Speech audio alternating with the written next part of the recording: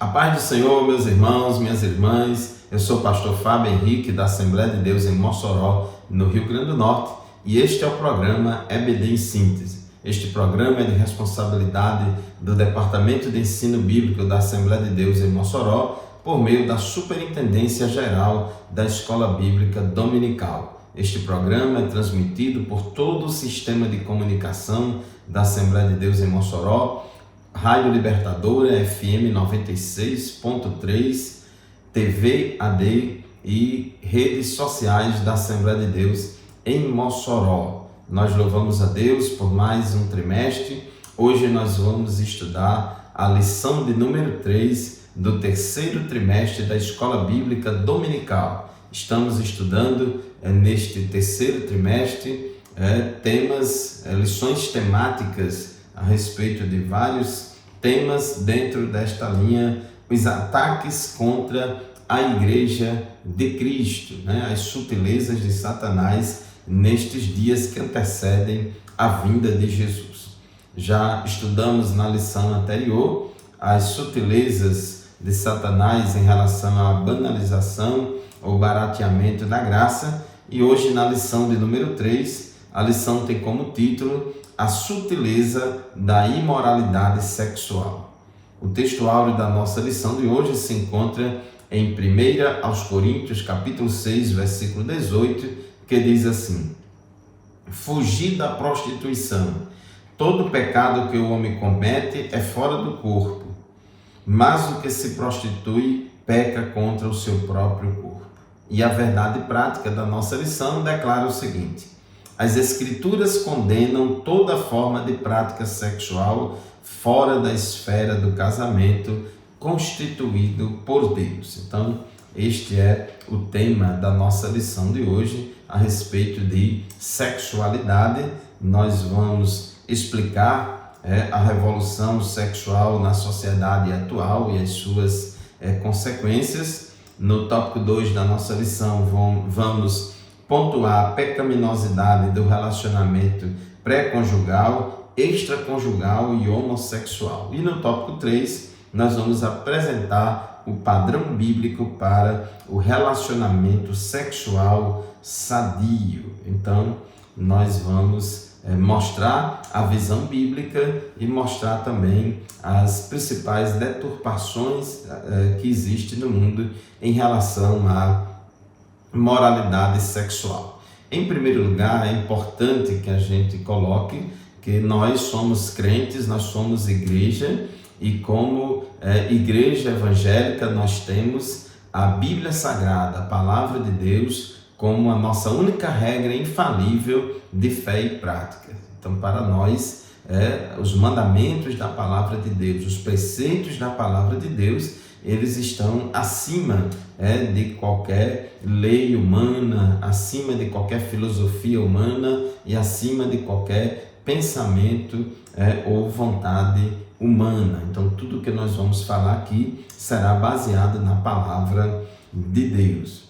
Diz aqui na introdução da nossa lição que a revolução sexual provocou grandes mudanças na forma como a sexualidade era vista e praticada aqui no Ocidente, no mundo ocidental, porque práticas antes vistas como pecaminosas e até mesmo criminosas passaram a ser tratadas como naturalidade e normalidade. Então, por exemplo, sexo antes do casamento, prática sexual entre pessoas solteiras, adultério, homossexualidade e tantas outras práticas sexuais que são contrárias ao propósito de Deus para o homem.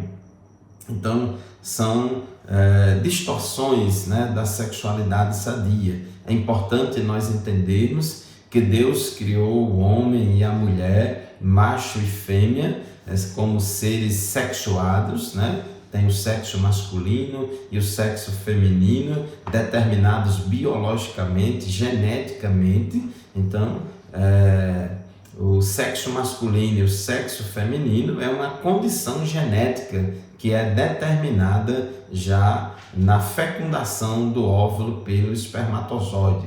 Então, a mulher tem um par de cromossomos XX e o homem tem um par de cromossomos XY.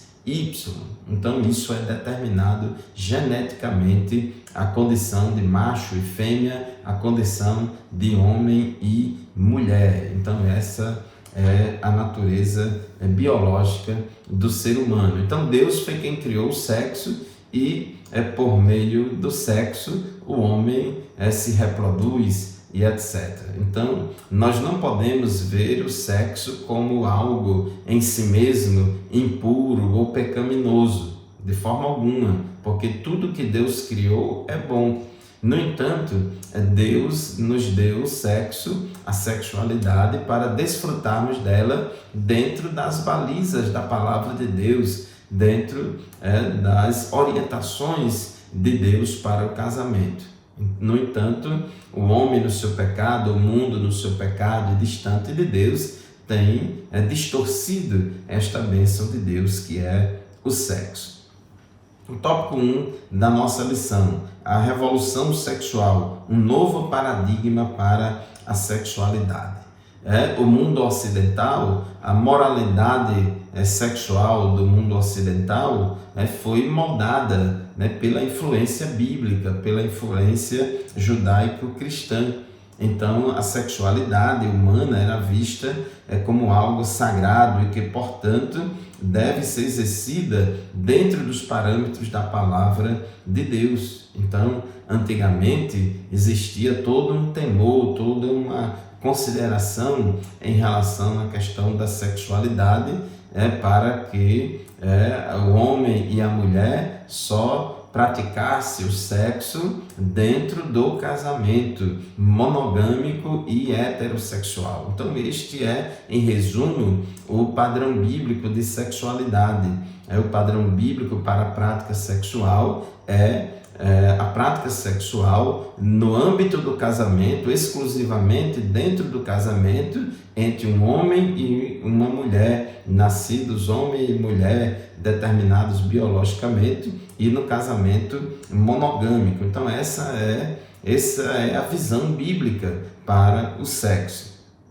No entanto, infelizmente, por causa do pecado no mundo, cada vez mais a humanidade tem se afastado desse padrão de moralidade sexual. É bem verdade que antes da revolução sexual existia também muitas distorções em relação ao sexo. Muitas pessoas, com a desculpa religiosa, também tinham o sexo como algo mau, como algo impuro, como algo satânico, como algo pecaminoso. Alguns chegaram até a dizer que o pecado de Adão e Eva no Éden foi a prática sexual. Então, existia também, por parte de muita gente aqui no Ocidente, uma visão muito deturpada do sexo que nunca teve e não tem base bíblica.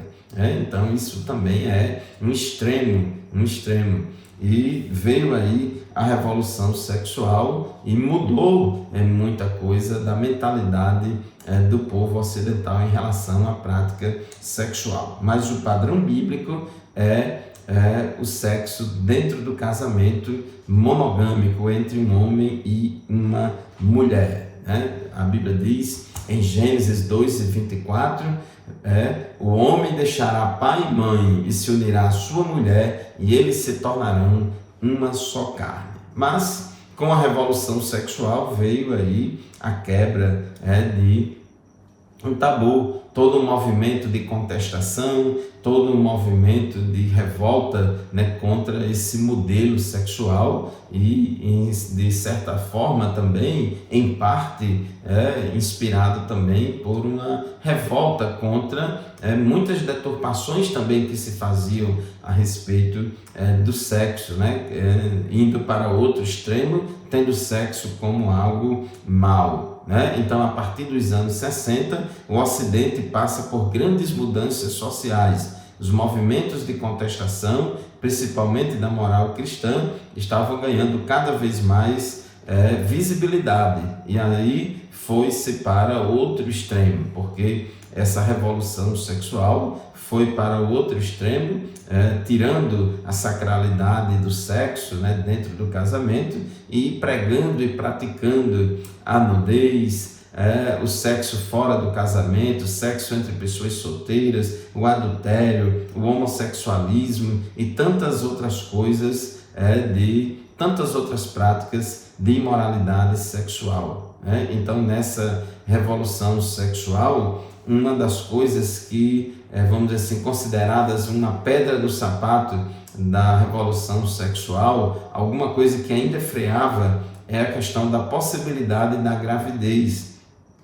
Porque esse sexo livre e responsável fora do casamento, muitas vezes tem como consequência a gravidez. E com isso, muitas vezes, a mulher se prejudicava muito mais do que os homens por causa de uma gravidez indesejada. Então, com o surgimento da pílula anticoncepcional, isso deu muito fôlego a esse movimento de revolução sexual, né? Porque muitas mulheres, para praticarem o sexo livre, com o consentimento dos homens, é claro, ninguém engravida sozinho, então a pílula anticoncepcional ajudou muito, deu muita vazão também para muitas pessoas praticarem esse sexo livre e irresponsável. Mas mesmo assim, muitas mulheres têm ficado grávidas, por causa disso. Muitas mulheres e homens não têm adotado os métodos contraceptivos para evitar a gravidez e mesmo assim, muitas mulheres ficam grávidas até hoje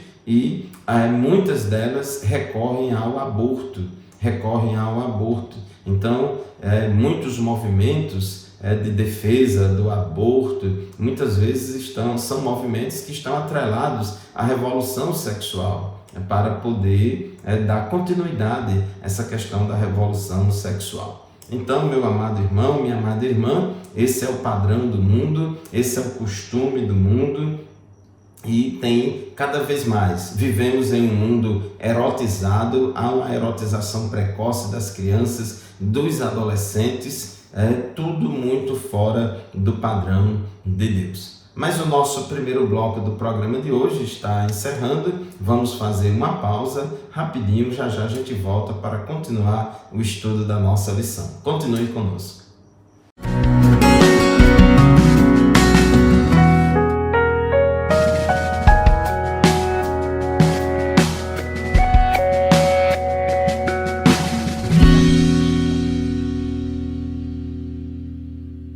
A paz do Senhor, meus irmãos, estamos de volta para o segundo bloco do programa EBD em síntese. Queremos mandar um abraço e a paz do Senhor para todos os superintendentes de escola bíblica dominical que nos acompanham semanalmente, para todos os professores e professoras da escola dominical. Estávamos falando no bloco anterior a respeito da revolução sexual, porque nós hoje estamos estudando a lição de número 3 deste trimestre, lição que tem como título A Sutileza da Imoralidade Sexual. Então, essa revolução sexual que eclodiu na década de 1960, já mais próximo ao final da década de 1960, trouxe como consequência a prática sexual totalmente fora dos padrões bíblicos, totalmente fora dos padrões da palavra de Deus,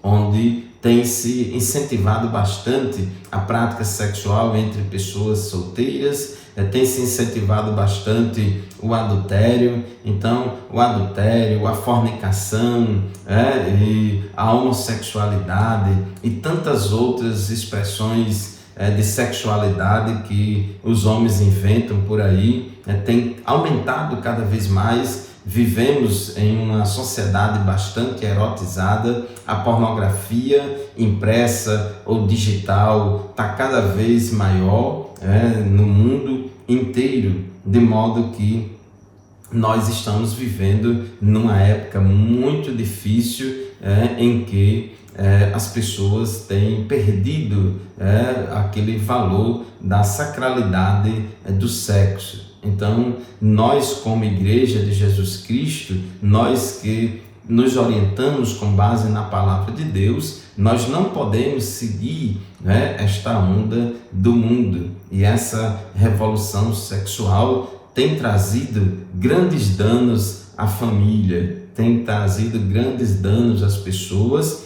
e mesmo com a adoção de todos os métodos anticoncepcionais, mas mesmo assim, muita gente, eu sei que algumas pessoas engravidam, têm uma gravidez indesejada por causa de aborto, etc. Mas muitas gravidezes indesejadas são por pura irresponsabilidade nessa área da sexualidade, praticando o sexo livre fora do casamento, e como consequência tem uma gravidez indesejada, aí fica brigando e procurando o aborto e praticando essa prática, fazendo essa prática totalmente contrária à palavra de Deus, que é um assassinato de crianças indefesas que estavam ali no ventre da mãe e acabam sendo assassinadas pelo aborto. O tópico 2 da nossa lição fala das principais distorções da sexualidade sadia.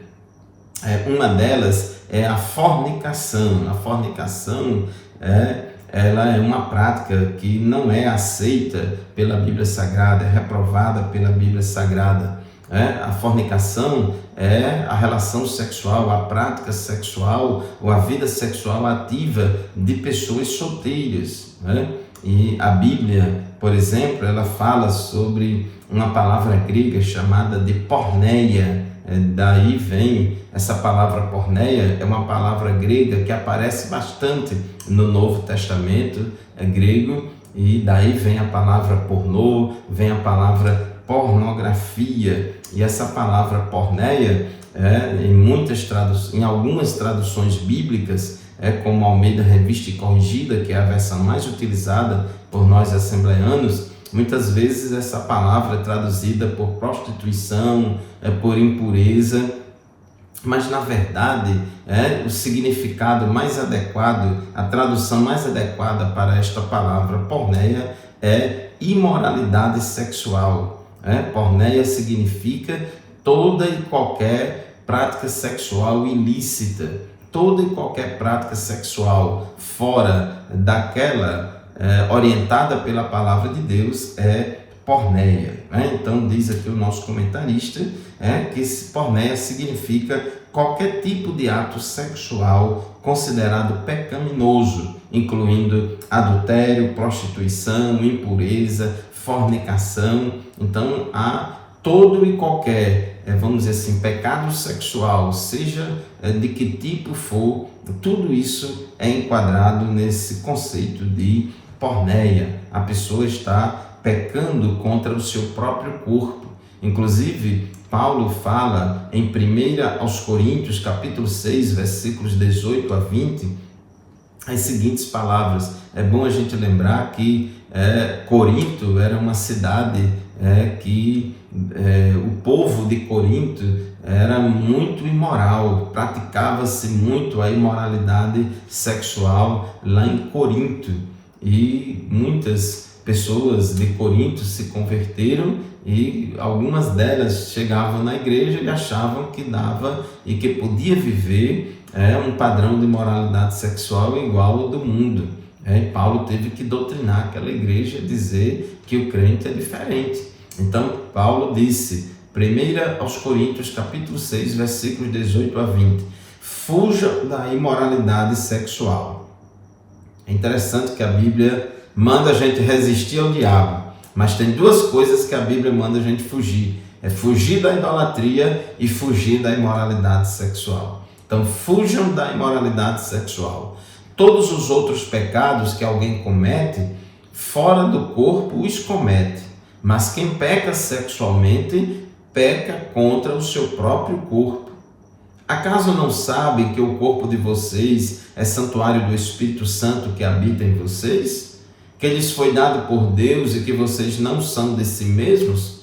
Vocês foram comprados por alto preço. Portanto, glorifiquem a Deus com o corpo de vocês. Então nada, meus irmãos, dessa história de meu corpo, minhas regras, meu corpo, minhas regras, eu faço do meu corpo o que eu quiser, e isso não tem nenhuma implicação na vida espiritual, porque o importante é o amor. Absolutamente, isso não é da vontade de Deus, é uma distorção da sexualidade bíblica e sadia. Então a recomendação bíblica é que fujamos da imoralidade sexual. Quem peca sexualmente peca contra o seu próprio corpo, desonra o seu próprio corpo, né?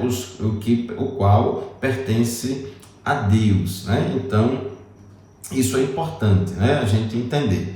Outra, além da imoralidade sexual, da fornicação, outra prática bastante comum é o adultério. O adultério tem aumentado cada vez mais, a infidelidade conjugal. Inclusive o adultério é um tipo de porneia, o adultério é um tipo de imoralidade sexual. Tem destruído muitos casamentos, tem destruído muitas famílias. Para vocês terem uma ideia, antigamente adultério era considerado crime pelas leis humanas brasileiras, mas hoje não é mais. Então, embora as leis humanas não considerem mais o adultério crime, porém a Bíblia Sagrada continua dizendo e falando que o adultério é pecado. Não é crime, mas é pecado. Então, à luz da palavra de Deus, o adultério é pecado.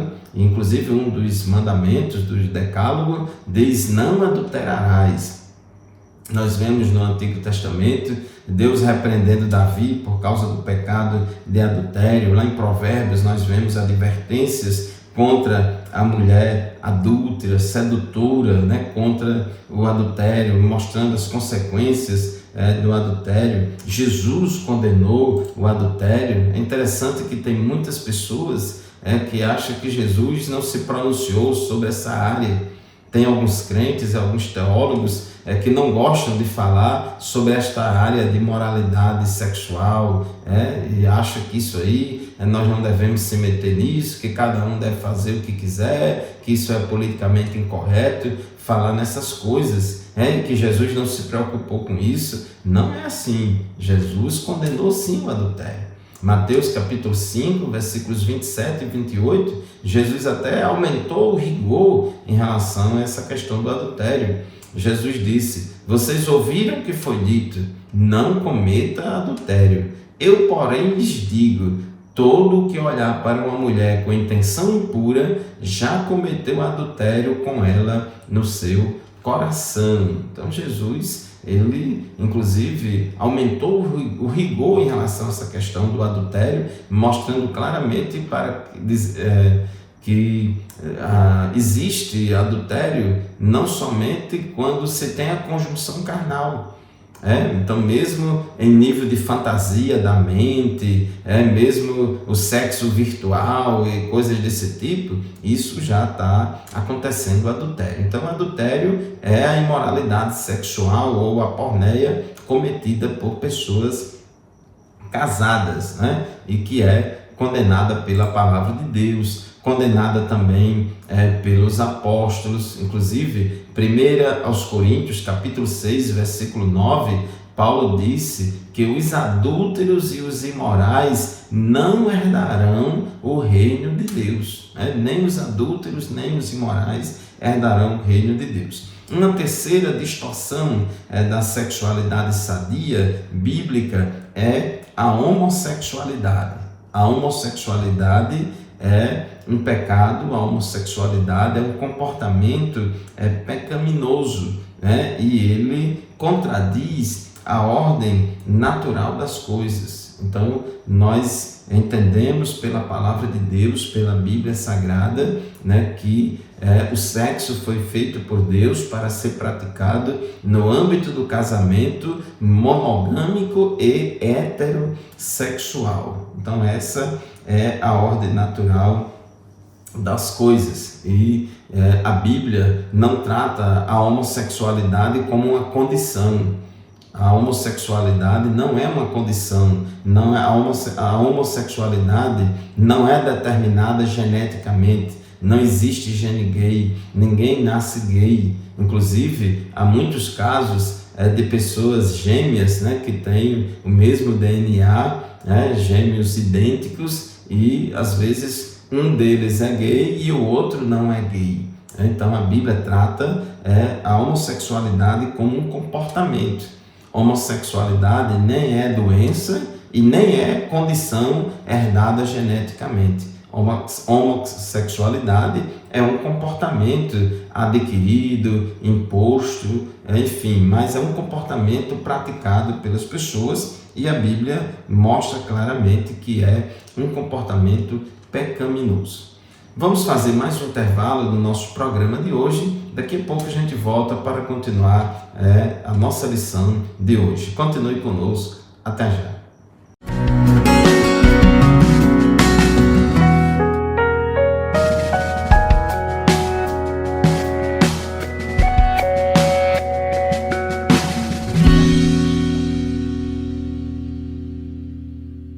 Amém, meus irmãos, estamos de volta com o programa EBD em Síntese para o terceiro e último bloco do nosso programa de hoje. O programa EBD em Síntese é transmitido por todo o sistema de comunicação da Assembleia de Deus em Mossoró. Toda semana estudamos aqui a lição da semana da Escola Dominical. Na Rádio Libertadora FM 96.3, o programa EBD em Síntese é transmitido todos os sábados, das 8 às 9 da manhã. Se você perdeu o programa do rádio, pode assistir no YouTube. Toda semana o programa EBD em Síntese também está no YouTube, e pode também assistir pela TVAD aqui da TCM na nossa cidade. Estávamos falando no final do bloco anterior a respeito da homossexualidade.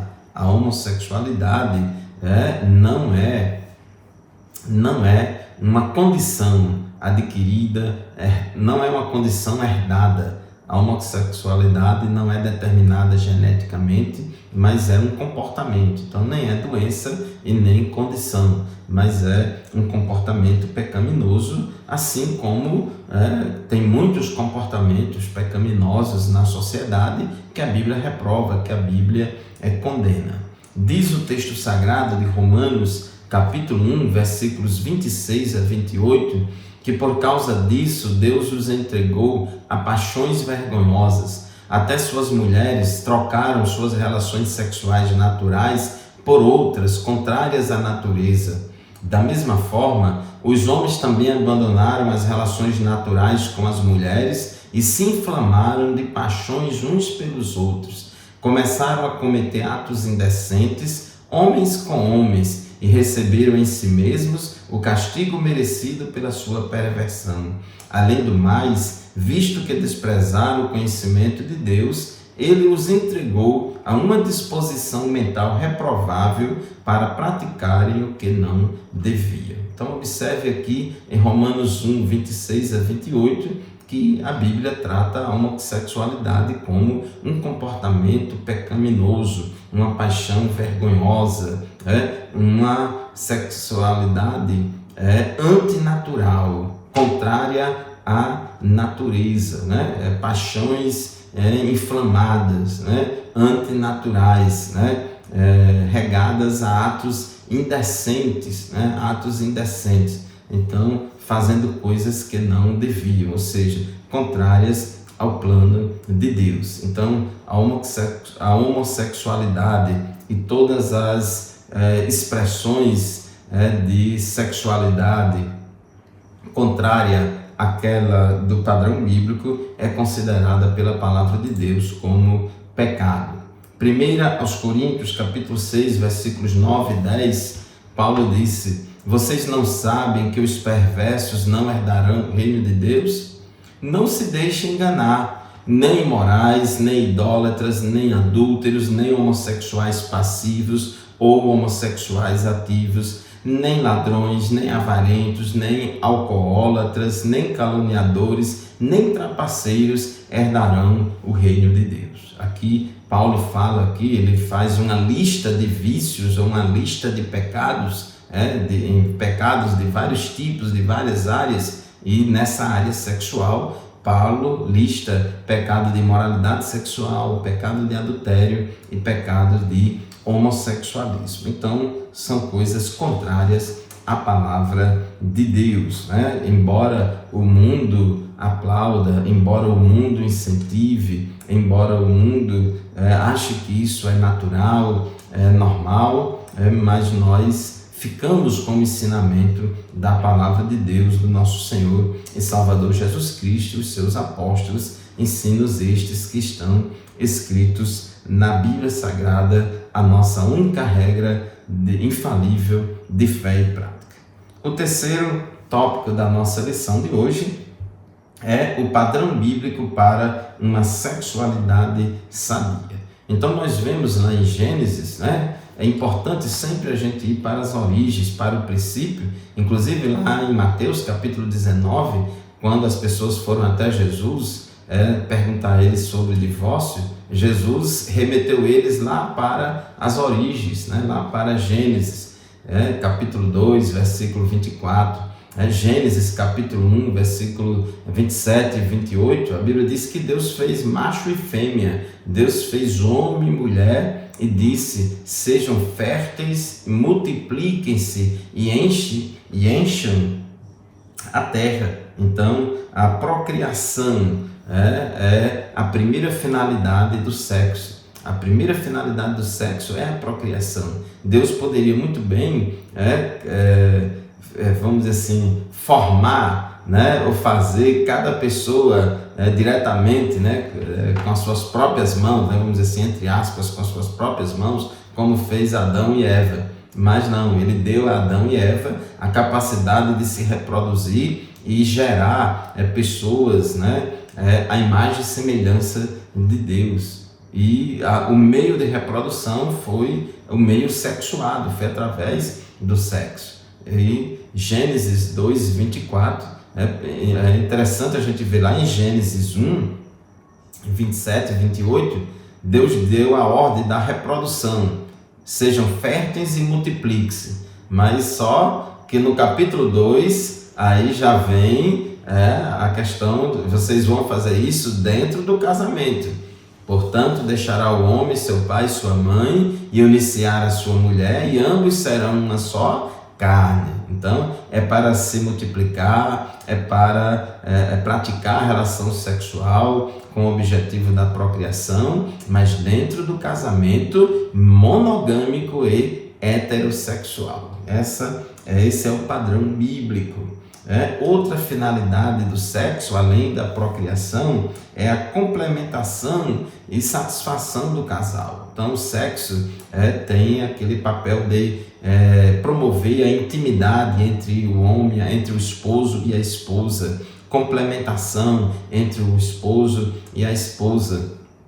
Então, o marido tem o dever de satisfazer sexualmente a sua esposa, a esposa tem o dever de satisfazer sexualmente o seu esposo, numa relação baseada no amor, baseada no respeito mútuo, baseada no compromisso de ambos, oficializados por meio do casamento. Então, esse é o padrão sexual. A Bíblia não condena a prática sexual quando ela é experimentada dentro dos limites que o Criador estipulou, que é o casamento.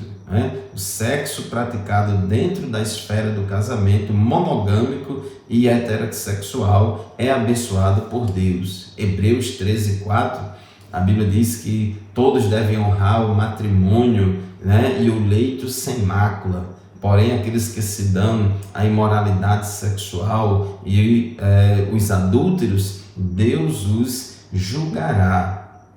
Agora, é importante a gente entender também que o sexo não pode ser visto no casamento como um fardo, como uma obrigação, como um fardo. Não, senhor.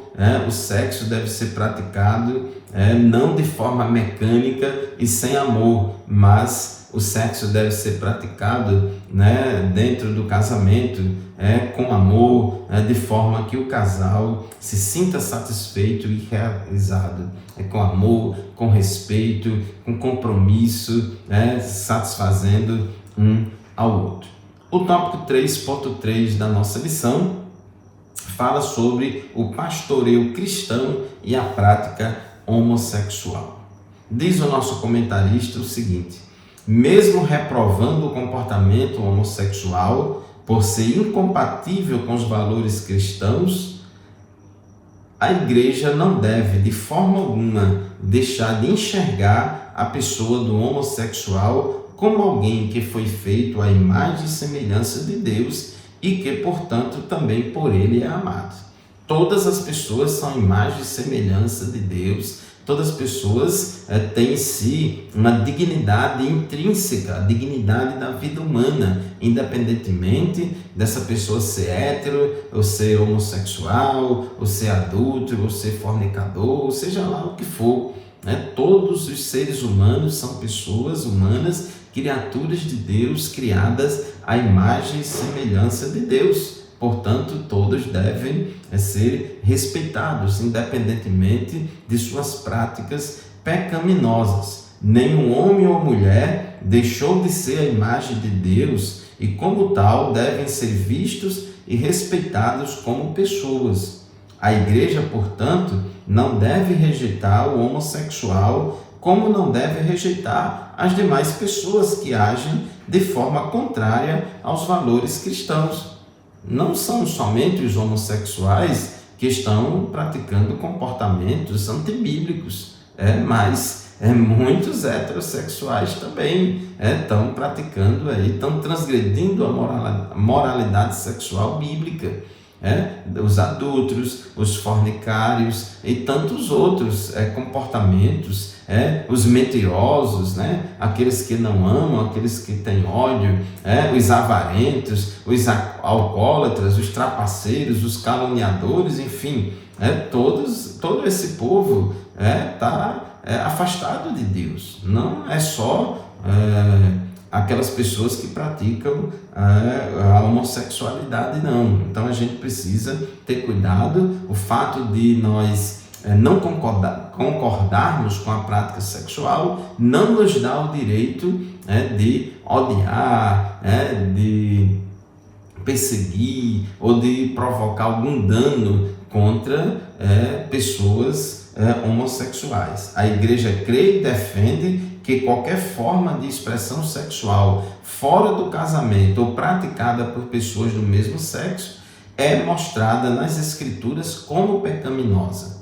Por outro lado, acredita que o Evangelho é poderoso para transformar todo que crê em Jesus Cristo como Salvador, e isso inclui os homossexuais. Então isso é interessante. Então nós já estamos aqui caminhando para o final do nosso programa e nós precisamos entender, irmãos, que Deus reprova todo e qualquer pecado, não somente o pecado de homossexualidade. Todo e qualquer pecado é pecado. Então, observe o que Deus diz na sua palavra, 1 aos Coríntios, capítulo 6, versículos 9 a 11, através do apóstolo Paulo, Deus fala assim para nós: vocês não sabem que os perversos não herdarão o reino de Deus? Não se deixem enganar, nem imorais, nem idólatras, nem adúlteros, nem homossexuais passivos ou ativos, nem ladrões, nem avarentos, nem alcoólatras, nem caluniadores, nem trapaceiros herdarão o reino de Deus. Mas o versículo 11 é muito glorioso, diz assim: assim foram alguns de vocês. Então Paulo diz, olha, alguns crentes aí de Corinto praticavam essas coisas, mas vocês foram lavados, vocês foram santificados, foram justificados no nome do Senhor Jesus Cristo e no Espírito do nosso Deus. Portanto, nós cremos no poder transformador e regenerador do Espírito Santo, que transforma, que liberta e que regenera todo e qualquer pecador, inclusive pessoas viciadas em práticas sexuais contrárias à palavra de Deus, seja lá de que natureza for. Portanto, meu querido irmão, minha querida irmã, assim chegamos ao final do nosso programa de hoje. Muito obrigado pela sua atenção, a paz do Senhor e até o próximo programa, se Deus quiser.